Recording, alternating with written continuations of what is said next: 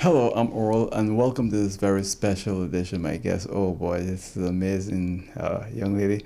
Her name is Gumbs-Manuela. She is the number 16 candidate on the up list. How are you doing? I'm wonderful. I am blessed to be here this morning. Thank you so much for having me. And to your radio listeners and those viewing online, my name is Natasha Manuela Born Gums. I try to be very formal and use the last name, so I hope you don't mind. That's okay. I'll always be a Gums. All right, good. You know, when you walked in the studio, we started to talk. You from my neighborhood. You are all roots in Martin. Yes, I am. Wow, There is. I know I'm your a daughter mother. of the soil, yeah. I know your mother, your father, your aunts, uncles from upstreet. Yeah, my mom was from Upstreet, raised, and my dad was from Cold Bay. So Yeah. No, it's amazing. We were speaking and I was telling you about some people, and I called your dad's name. that But was the so nickname- amazing. By his nickname, Yeah. yes. That's good. Anyway, it's good to have you here. Thanks for You having know, me. it's really nice to see that we have people getting involved in politics today. It's important. Yes, it is. So how you feel about things? Well, so far, very excited. It's my first run, but I'm very, very excited to be in the political arena Yeah. in the sense of bringing back stability and leadership into our country, St. Martin, which has been absent for a while and it is needed. Now, by profession, you can tell us what you do by profession? By profession, I am a certified accountant. I have my master's degree, well, bachelor's and master's degree in accounting and finance. I'm also a lead auditor. I have 17 years in the field, being an entrepreneur, self-employed, and it's something that I love. And I'm also a very much community-minded person, and I enjoy giving back to the community and educating them on the tax system of the island. So, you have your own accounting firm? I have my own accounting firm, Prudential Tax Services, and we're located, I would say, down street, back street. So you're still in town? Yeah. That's where I come from. Yeah. Well, it's this island has changed so much, and when you look at Simran today and seeing how the changes are taking place, you're on the up party. Any specific reason why, as a first time you're in as a candidate, you select the up? Why I selected the up? Because for the past election, I am and still is the treasurer on the board of the United People's Party, and I have seen the party grow in a different direction, and also being that, I'll give you a little history where it comes to that. My great-grandmother used to take care of the Heiligers. And while they were in Point Blanche, and I could remember that also as a little girl growing up. And my mother always gravitated to Heiliger and wherever he was. And with that, I always looked at that party. And on joining the party also, I saw the values, besides the mix-up that has been going on, the controversy, the party values still remained with me. And for that same reason is why I joined the party on the board. And I have learned so much being in the background. And for that now with our new leader, Mr. Omar Utley. And when he came towards me and he asked me if I would like to be a candidate on his party, I jumped at the opportunity because of the manifesto, because of the values and morals within the party. And for that reason is why I am running to make a change within our community. Simran, people be very nosy.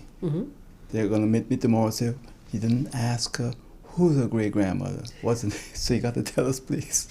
My great-grandmother was the late Rumu Gums, Rose Gums. That's her name, Rose Gums. But she was a Rumu as well.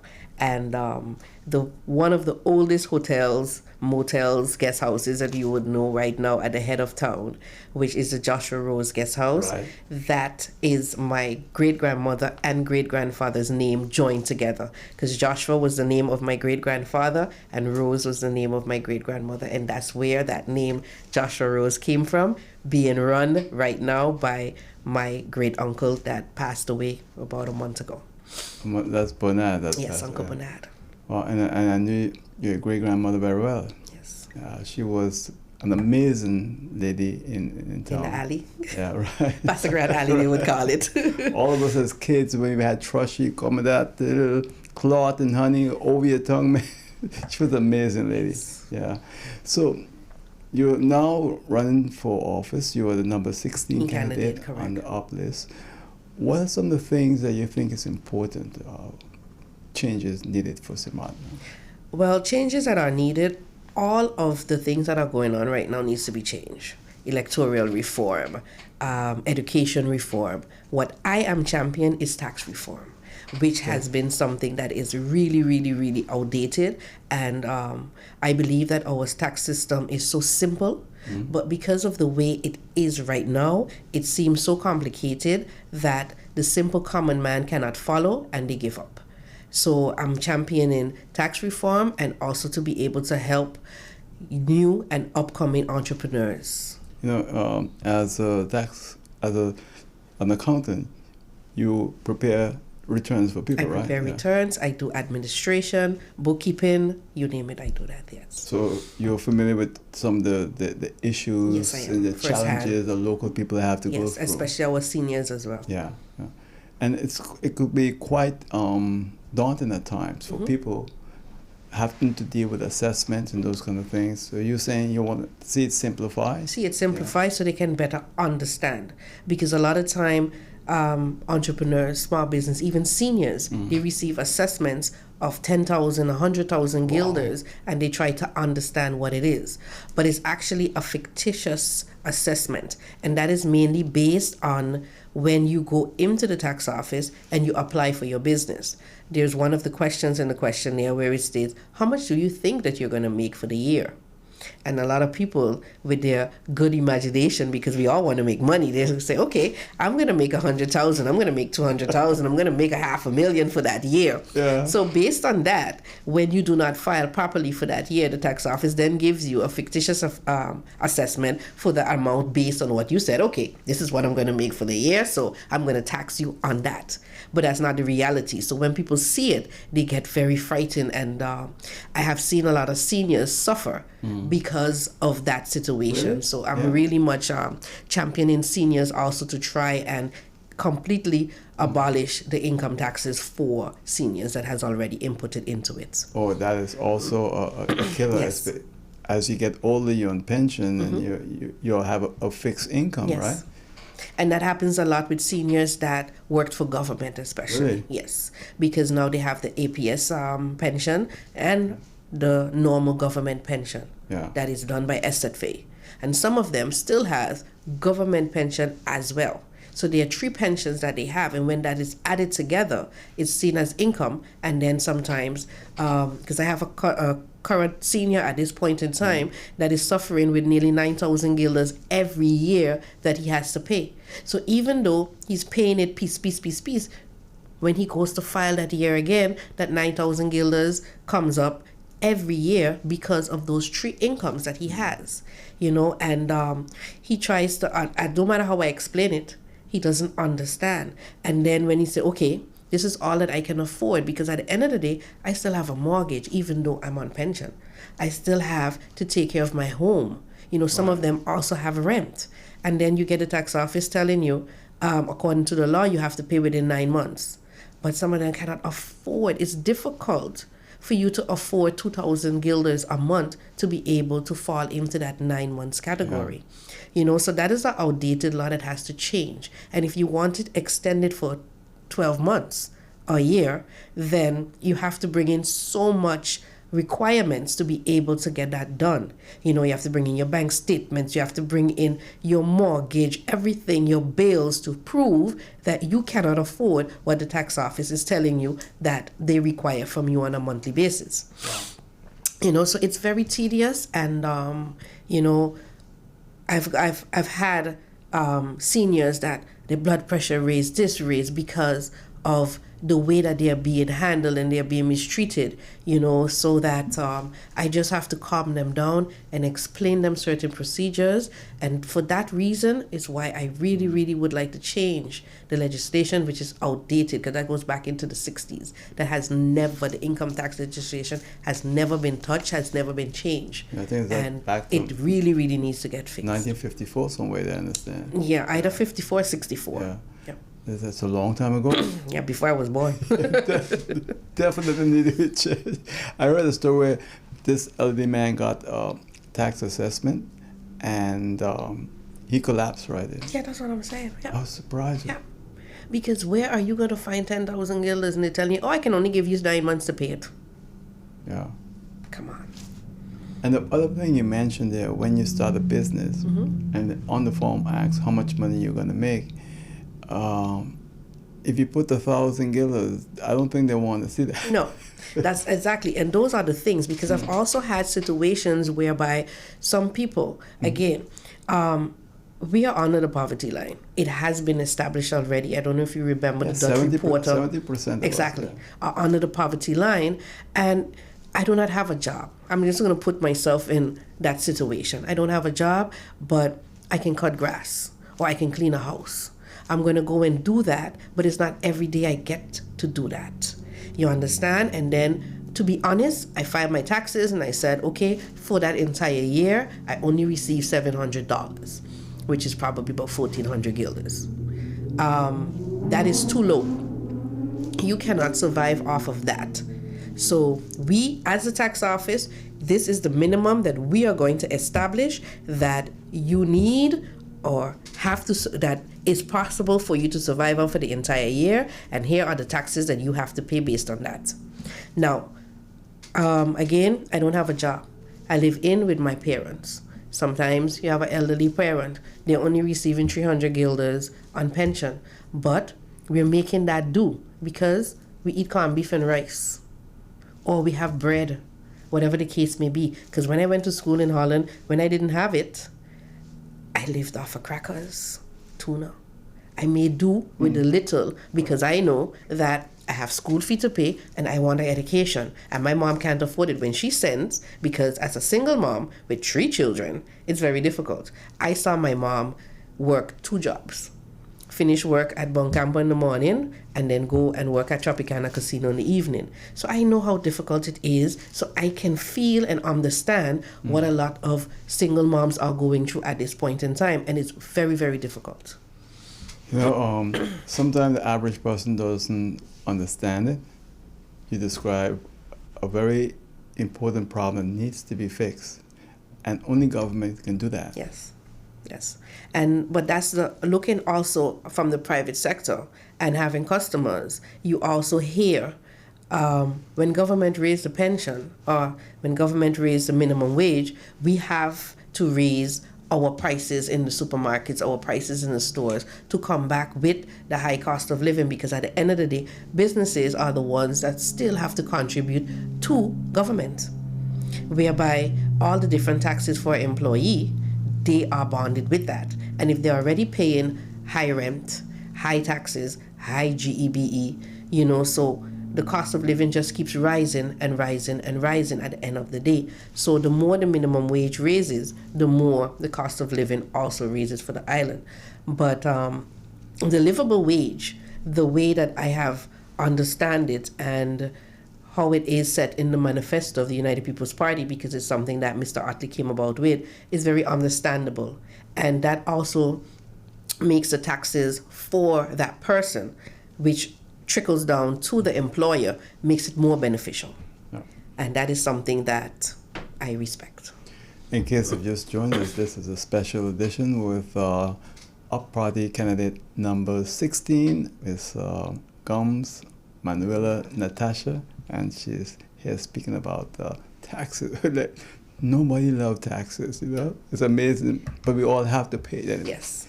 But there's money on the island. As you can see, there is money to be made. A lot of money in this island. There's a lot of money to be made on the island. And there was a conversation that I had with our leader pertaining to the dump. He said, okay, Natasha, what your ideas are for the dump is very good. It's not something that's going to stand the rest of our lives, but at least 20 years. Clean up the dump.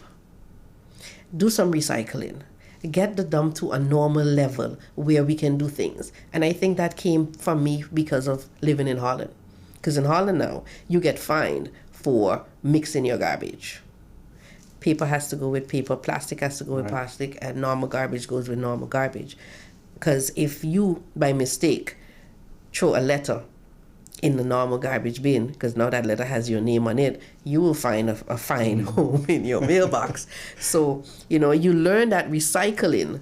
Well, I learned that recycling from the factor that I went off to study and I was able to do those different type of things. And another thing that a lot of us, not to be negative, a lot of us complain and we want to go under the Dutch. But you have to live with the Dutch to understand. Yes, the rules are there. They make everything good and nice, but the taxes are high. You pay for everything. You pay for your garbage. I mean, hey, we can do that here as well. But again, it falls back on the people. Yeah. And the people are hurting. So if we come and we implement everything that Holland implements, it will kill us? It will kill us even more. Yeah. You understand? Again, you pay for the road that you drive on. We do also, but we have luxurious cars here on this small little country that we call St. Martin. You can't have that in Holland because you can't afford that. So everyone have the oldest cars. And in St. Martin, we have the most. We don't have a house to live in, but we have luxury. And in Holland, you can't afford that because you pay for the weight of your car on the road. So there are certain things that we have to give and take. Because if we do that in everything, we are going to go even more in poverty than we are already.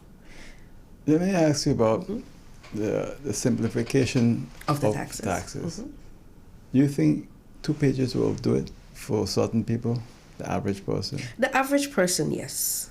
Because the lengthy documents that we have, because again, I lived in Holland. Let's compare, because everyone always wants to say, okay, we're under Holland, so let us do what Holland is doing. Why the Dutch man don't come here? Everything in Holland is online. You don't go into the tax office unless it's your first time coming to register. And that was then, because I left Holland in 2005. So probably now you don't even have to do that. When you come in to register, you register at what we would call here the census office, the gemeentehuis. And from there, you go secondly to the Belastingdienst, which is the tax office, because same like the States, you have a social security number. In Holland's a SOFI number. Everything you do is on this SOFI number. You are number. So wherever you go, what is your SOFI number, mevrouw? What is your social security number? What is your number? And from there now, you do everything. So that 9-digit number, you know to your head, because everywhere you go, that's what you use. So, and then when it comes to requesting subsidy, you go on the website, you download the form, you fill out the form online, and you submit it. You get back your response that your application has been remade, and within a week, all the paperwork has been done. Everything is uploaded online, and it's done. Why can't we do that here? When I got back, like I said, in 2005, I thought I went back into the Stone Age, honestly, because we only started dial-up banking. I was like, okay. But we had internet banking. I never went into no place, the bank, light and water, nowhere. The same thing where it comes to GEBE that we have here. I can't remember the name of it in Holland, but you just, when you come into your new apartment, there's a form, you fill out a form, you drop it in the drop box, and you get your connection. Yeah. You do not go in to apply with GB, you don't do anything. And that is done on a yearly basis. So they will tell you, okay, how many persons live in your household? So based on that, they will give you a monthly figure. And then at the end of the year, they give you now your begin stunt and your ending stunt. And then based on that, they will tell you, okay, you were paying 200 euros every month, but you didn't use that amount of kilowatts, so it's going to drop for the new year to 150 euros. So the entire year, you pay 150 euros. When they do the reassessment every year, because that you have to give in what you use for that year, then they will tell you, okay, you used a little more this year, so it goes back up. to 200 or 225. So that is how it was living in Holland. And that was the same thing where it comes to electricity, water, and gas. You paid one fixed amount every month for the entire year. So there are a lot of things that can be simplified.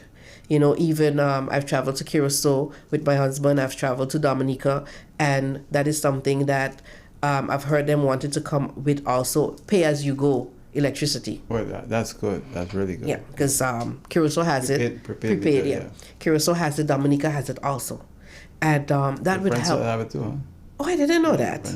Okay, and so that is something that is worth looking into. And going with the times. So it is possible to simplify our tax system very much. And for the average working person, 2 pages should basically do it. It suffices, yes. It's long now. How many pages is it? We don't use half of the book. That's amazing, huh? Yep, and it's 22 pages, 21 to be exact, because 22 is a summary page, but we don't use the whole form. And the thing about refunds, is that working well for taxpayers when it comes to... So far, the refunds are working well. The issue with the refunds is that on the front of your tax form states that you must put your bank account information and so forth where it comes to refund. But because the tax office and the receiver's office are not in sync, you now have to request. There's a form that you have to go in and request that information again and put all of your banking information and everything again, even though it's at the front of your tax form, to be able to get that said refund that you receive from the tax office. Do you think that all of this should be combined and automated? Of course. Because at the end of the day, the receiver's office are the collections for the tax office and for the whole government on a whole. Because receiver's office are the ones where you go to pay, whether it's your fine by that you get from the police. It's also the place where you go and pay your what you call that now, your road tax. Everything is done by the receiver's office. So to have it in sync in the whole government would be the best thing that will be possible. And I also did a presentation on that about 2 years ago when government had the road to 2030 to make a one-stop shop. So instead of having to go to economic affairs, to go to the police station, to go to all those departments, you have one department that you go to and everything goes where it has to go. Because it simplifies everything, because if you do not explain that to the average person, they get lost. And when they get lost is where they fall in these tax assessment, because, I didn't know I had to go here. I didn't know I have to pay this, and that's what's happening at this present moment. And what happened with that whole one-stop shop idea? They never really followed through on it, right? Well, it's unfortunate, but I guess we're not in 2030 yet. But it's good to go it might come fast, because what has happened is that many years ago, we had all these different programs and studies and 10-year plans, and then had two 10-year plans.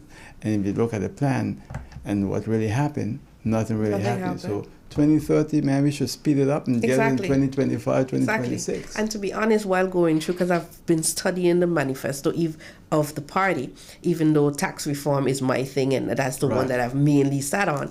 But in the economical reform as well, I saw the one-stop shop and I was like, wow, he was in my mind, or was he at the presentation? Because it makes it so simple for everyone where that comes from. You understand? Because again, we like to go back to Holland, so let's go back to Holland. When you go in to the gemeente to register, everything is there. The only place that you have to go separate is the tax office. That's the only place separate. And they're still linked, because once you get that number, it goes to the census office. And it makes it a lot easier for us as well, because we are faced right now on our ID cards. We have a ID number and we also have a crib number. That should be one. If you send me an ID card number, I would understand. But now that I have an ID number and I have a crib number, it's very confusing. So if we have one number that everything is done with, You just put in that 9-digit number, because here's also 9 digits. You just put in that 9-digit number and everything will come together. No, I'm glad you mentioned that because it can mix you up sometimes. It makes everything easier. Yeah.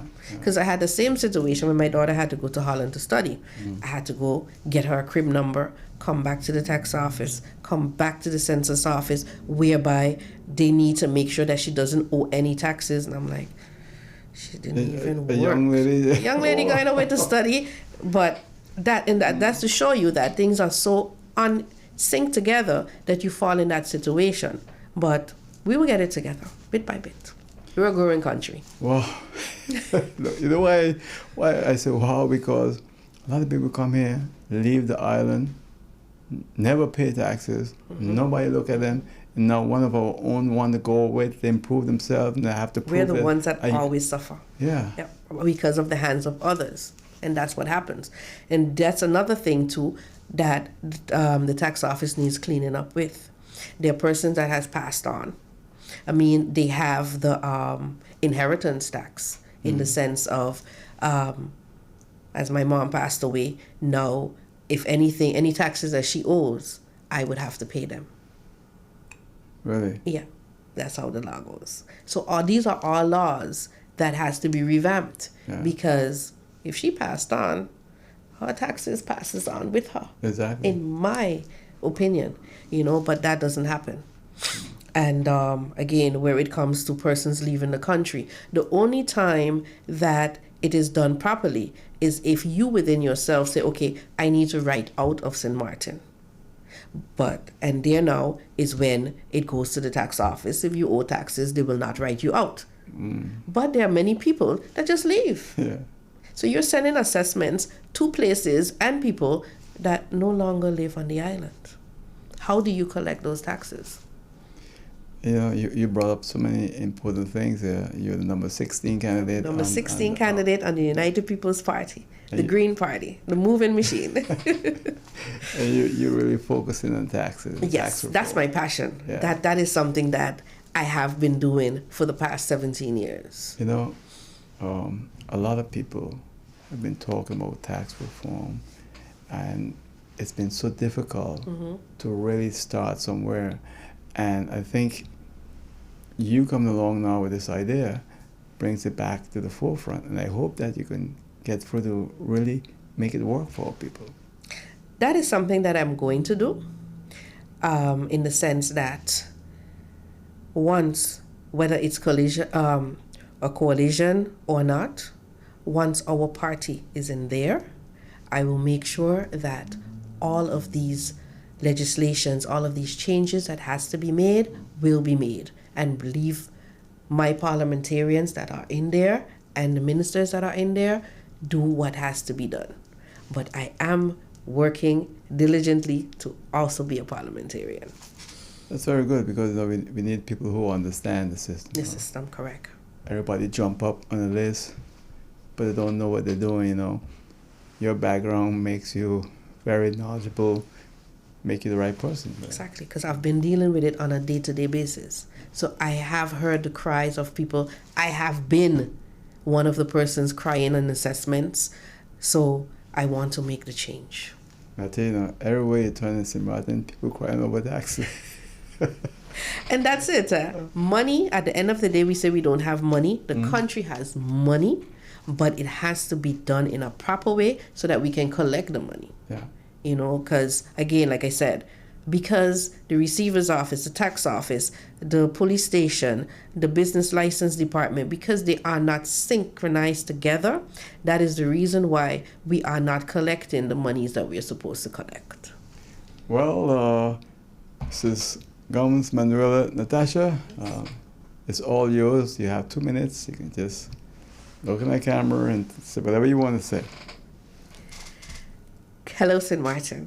I am your number 60 candidate on the United People's Party, the Green Party. I am Natasha Manuela Gumbs. I'm asking you on August 19th, upcoming Monday, to come out and vote. Your voting rights, that is your democratic right. Come out and vote. Your vote is your say. If you do not vote, you have no voice. You accept what is going on presently once you do not vote. And it will be difficult for you to able to disagree with what's going on. Vote a candidate. I would love for you to vote me, your number 16 candidate on the United People's Party. Come out and vote on August 19th so that you can have a voice. You can hold me accountable for everything that I am talking about in tax reform and making St. Martin great again. I thank you.